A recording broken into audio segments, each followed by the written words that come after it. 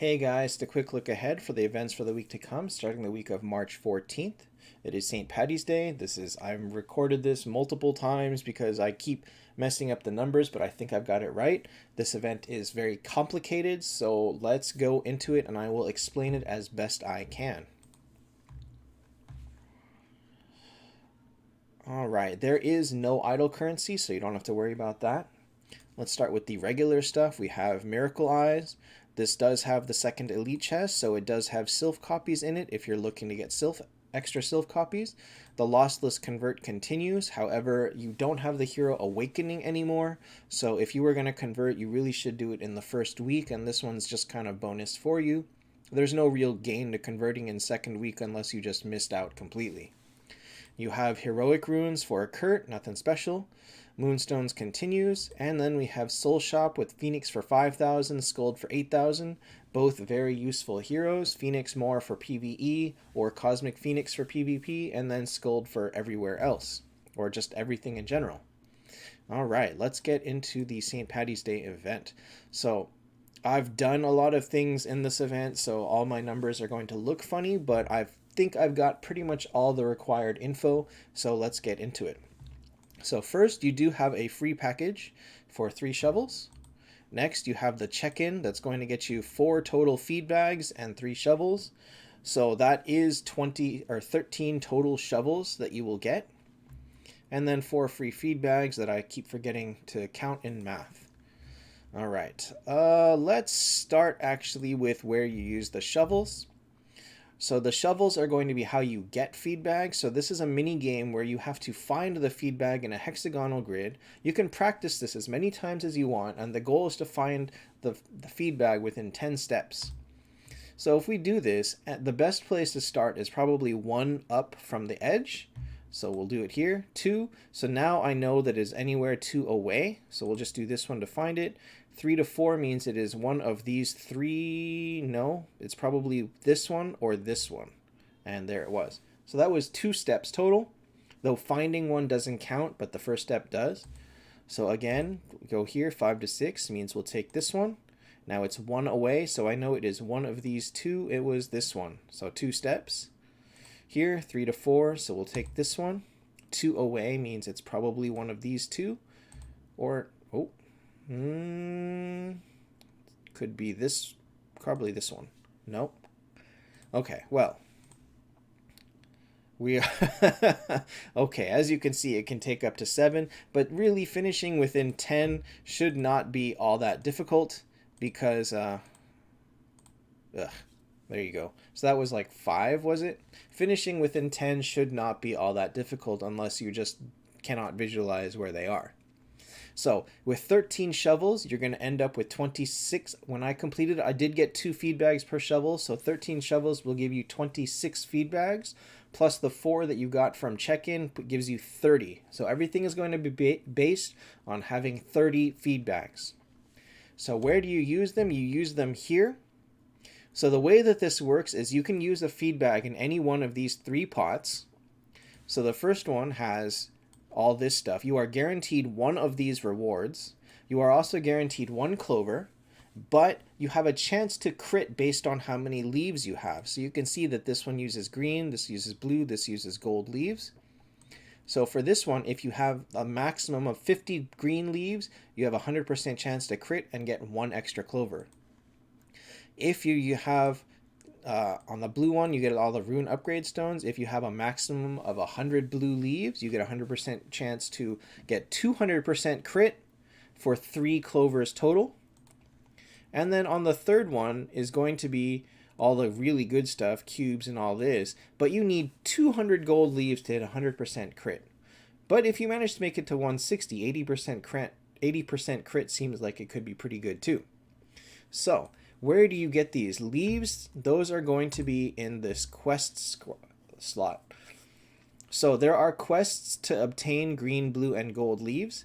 So the maximum that you can obtain from quests is 50 green, 100 blue, 16 or 200 gold. And so the green leaves, you can spin 10 wheel 30 times for 30 leaves. You can complete 1 tavern quest 20 times for 20 leaves. And so wasting one round of wheel gets you all 50 leaves that you need to reach 100% crit. And then if you want to do blue leaves, this one is pull 10 keys 50 times. That's 500 keys. That's very wasteful. And then this one is going to be obtain one 5-star hero, gets you one leave 50 times. So that one's very easy. But getting only 50 leaves only gets you a 50% chance to crit and get 3, so that's not really worth it unless you're planning to finish it.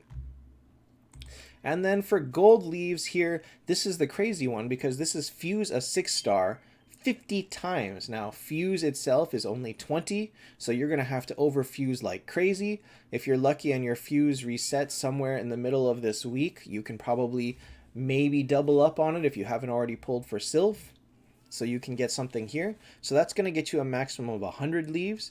This one is pull 10 miracle eyes 50 times. So if you pull 5 rounds of eyes, you'll get 50 leaves here.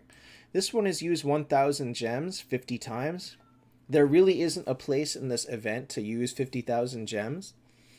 So you'll use, I don't know, 7,000 per day or something buying gold, or 7,000 total buying gold souls.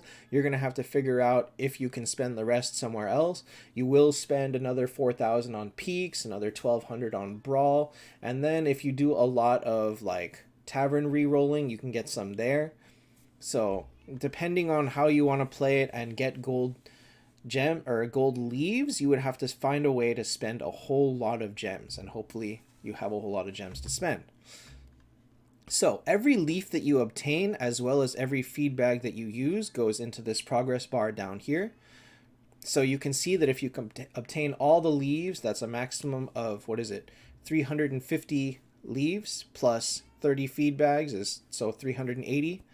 But that's very, very expensive and definitely not worth it. But the key reward is going to be at 250 for this territory decoration.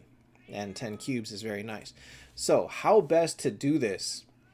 If you want to play it safe, you should just waste the wheel tokens and get to 50 gold leaves. And that way every feed bag you use will give you 2 clovers.